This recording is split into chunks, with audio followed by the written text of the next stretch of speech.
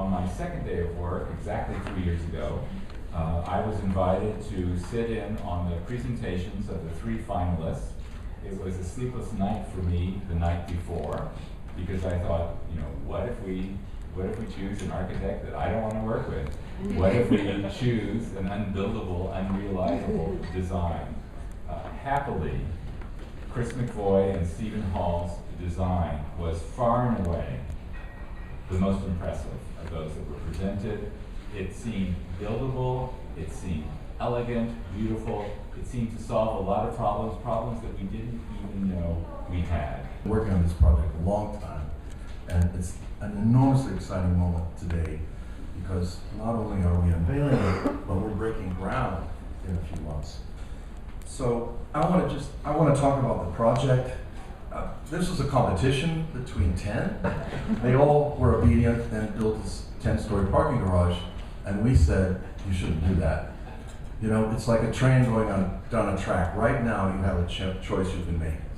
You could decide parking underground. You could double the size of the sculpture garden. You have to build a new school building, but you have that choice right now, and you won't have it later on. It's just a little switch, take another route. And they did, they had the courage to do it.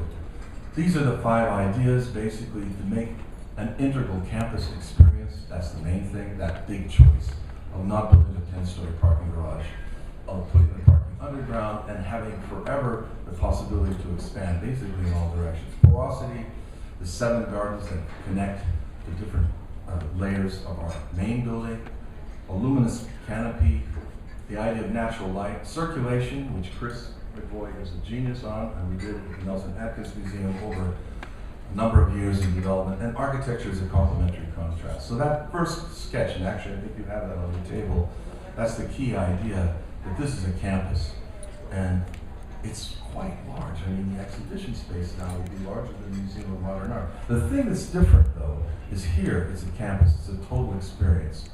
So instead of getting lost in miles of sheetrock spaces and escalators, there are no escalators, it's going to be something enormously special here. And you see that model view, and that's a different model than the ones out here. This one is more developed. The Nancy and Richard Kinder building will have 7 gardens that punctuate the exterior, bringing the sense of garden and landscape into the experience all the way through your museum experience.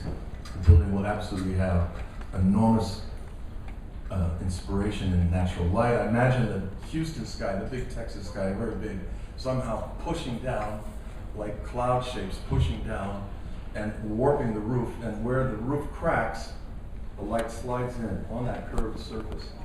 And you don't want too much light, just enough. And so I think we've got it now to 25-foot candles at 5 feet 6 off the ground in every gallery. How many galleries are there, Chris? 25. 25 galleries, and every one of them has natural light. And circulation is really, I think, something very important in the museum. I mean, the museum experience is about circulation, and we really look at it, we work on it and do it over and over again, and this building really will have, and by the way, it's only 3 levels, so you don't have to, you can walk through the whole, if you want to, you can take the elevator. That's from the competition drawing, this idea of orthogonal gallery space, and this idea of a ceiling that's sculpted with the natural light. The building is on one of the most important collection of already important buildings, the Mies van der Rohe, of course, the only museum that Mies did in America, 1953, and the original stone building and the Meneo stone building. So we wanted to do a building that was not either of the black glass and steel or stone, but in translucent complementary contrast. The Glassell will be a building very simple. It's going to be built for something like $350 a square foot. Concrete structure that's also the morphology of the building, that ramp that leads you up to the great terrace that overlooks everything. That becomes the angle that started the idea that we would build the whole building out of the pieces that hold it up. So those are precast concrete panels, pre-insulated. This building will go up very fast, and it's going to start construction in the end of August. And we form the Brown Plaza, so that extends the Noguchi Sculpture Garden, doubling it to the Glassell. there's this, where the L, you enter at the corner, I love corner entries, but then it just opens up, the whole building opens up, and it's just concrete, but here's where the students can put their art, they can have exhibitions here, and different, there's a gallery, but also this sort of stair that brings you up to the second level, becomes a kind of place for exhibitions. And then you see the section through the whole, you see the layers of parking that are underneath. And that great moment on the Glassell, we'll realize this moment before we get the other building, where you have a sculpture terrace that overlooks the whole campus. You get a feeling of a reflection over the whole campus. And the Nancy and Richard Kinder building, which will be the second phase, now that we've moved the parking for the church. And that building will be built in what I call a cool jacket. Sandblasted glass tubes about this big in diameter that go around the entire building. They do three things. They bring natural light to all the galleries. They allow the building to kind of be a glowing, translucent, matte finish, not shiny, matte finish presence, but they form a cool jacket over the building. So when the Houston sun hits that wall, due to the chimney effect, and they're open at the bottom and at the top, the air moves across, and we save the solar gain on the wall by about 90%, according to Matthias Schuler. So it's an interesting, I think it's never been done before. I don't know any facade like that. Of course, we've never done it before. And also, when you arrive at the parking on the main level of the building, the trustees can just get out of their cars. They can see through a glass wall this lower lobby, and that's that is the tunnel to the Mies building. So you have an instant feeling of where you are when you arrive there, and everything is connected.